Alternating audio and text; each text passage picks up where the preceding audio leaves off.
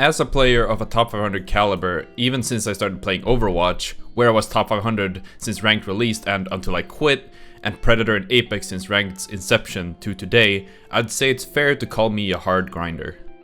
I've spent countless of hours dedicating myself to becoming better and improving, not only through ranked gameplay, but also scrims, through VOD reviews and tournaments. I've competed on several stages and I've won a few titles.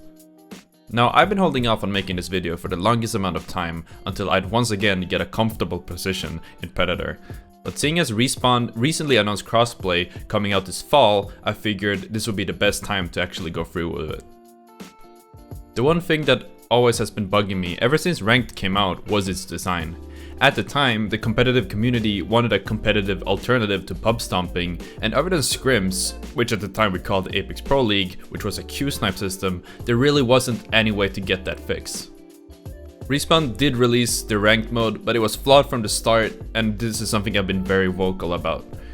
The first weeks of Ranked, they were great, they were amazing. The gameplay was very much like scrims, very much like tournaments, and the race for Predator was on, with Sentinels winning the whole thing a few weeks in. As the season went on, the flaws of the system become more and more apparent. There's no real matchmaking. Tiers aren't separated by actual rankings, but weird in-betweens, and from the perspective of a Diamond player, the gap from Diamond 4 to Diamond 3 is literally the difference between a casual pub game to a $500k final. Where there's several tiers between Bronze all the way through Low Diamond, there's no difference between an 8000 RP Diamond to a 50,000 RP Predator. They get matched into the same games, and the rewards are about the same. This gap widens when Platinum and Gold players are thrown into the mix due to how underpopulated Ranked is, and the matchmaker favoring queue time over a competitive experience.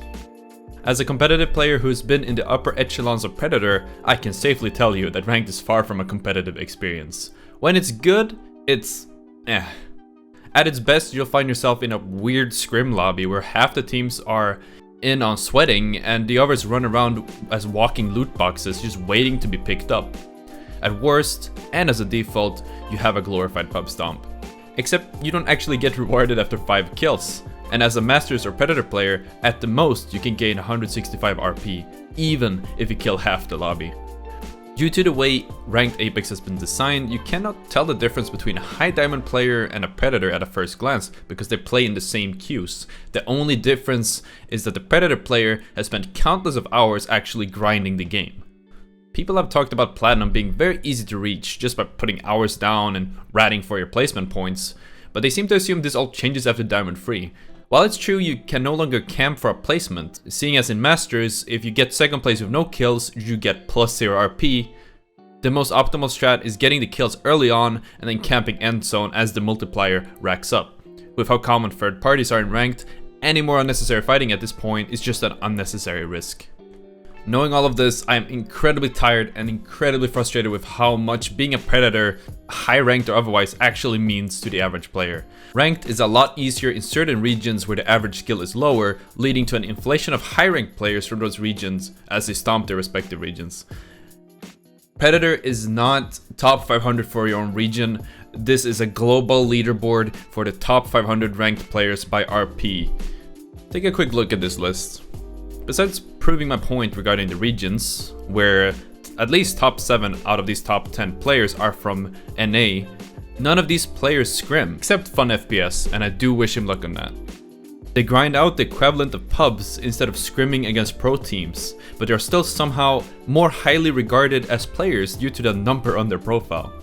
As someone who scrims on the regular, it's very hard to keep up when the majority of my day, 5 to 6 hours, are taken up by scrims and VOD review.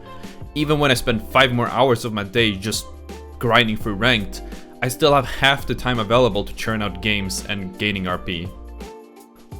This is a bit of a personal perspective, but as a streamer I personally feel forced to put all these hours down grinding out Ranked just so I can tell people that I'm actually good enough to deserve views. Having a high rank doesn't mean anything if all it does is equate how much time you've spent rolling through lobbies. Saying someone is one of the best players in the world because they have a high RP is like saying someone is the best player in the world because they have the most kills. Or wins, for that matter. Who cares, really?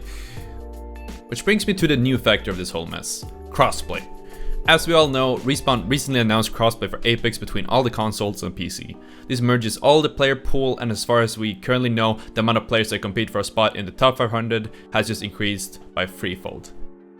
But it's probably higher than that, seeing as there is a larger population on console. So what does this mean for Predator or high-ranked Apex? It'll obviously be a lot more competitive, seeing as there's more people fighting for way less spots. But with how ranked currently works, most of these spots won't be owned by pro players, they'll be owned by sweats who do nothing but actually grind ranked all day. Pros who spend their time more efficiently and objectively are better will be valued less purely by the design of the system, despite objectively being better. There's a reason they make the money here. This isn't a perfect example, but take a look at Overwatch's top 500 ladder. The top positions are almost exclusively owned by actual professional players, signed for high-level franchises for thousands of dollars a month, and who compete at the highest level. Winning a game where they're favorites to win by the matchmaking results a lot less to them than they'd lose if there was an upset and they ended up losing. It's not about the time spent, and due to its design, there's sort of a soft cap about 4.6k RP, because realistically, nobody can win 90% of the games at the highest level, which is what you would need if you would want to push through it to the hard cap of 5000 RP. Now this is what a ranked system should look like. If in ranked, my pre-mid squad consisting only of, let's say, 20k RP Predators is put into a lobby with 19 other teams who are diamond, we shouldn't get 165 RP for winning. And we shouldn't just lose 60 RP if we lose. Due to how heavily weighted playtime is over skill, in addition to no hard or soft caps, there's an insane inflation that only gets reset every split. In a properly designed ranked system, you shouldn't get placed higher just because you sunk 8 hours into the ranked system instead of 4. If you're at a rank you deserve, you should break even, no matter the time you put in, be it 2, 4, 8, or 12 hours a day. If by the stroke of a magic wand I was given the creative reign over the new ranked system over at Respawn's head offices, I'd start off by removing the kill cap and just a whole modifier. Bullshit. This just needlessly complicates things. I'd remove assists as a whole and make sure teams receive RP in the same format as in tournaments. Static points for placement, where you get 12 points for first place, 9 points for second, 6 for third, and then it scales downwards. And then you get 1 point per kill shared across every teammate. So if I get a kill with 200 damage, my teammate who just stood in the back also gets the kill point, because he probably provided pressure or some bullshit. The assist system is just really flawed, okay? I would then make the matchmaking a lot stricter, where you can only be matched with people within a certain RP range. If you're 50,000 RP, you're gonna have to wait until you find enough people in, say, 2,000 RP above or underneath you. Not that it'll happen. Not that you'll actually reach 50,000 RP, because the way the system would work, you probably wouldn't be able to get over a soft cap of, say, 15,000 RP. If you want more examples of ranked systems which doesn't have a hard cap like Overwatch, you can look at Dota, which doesn't have a hard cap, but there still is a soft cap in the MMR due to how hard you need to dominate ranked lobbies just to get high enough.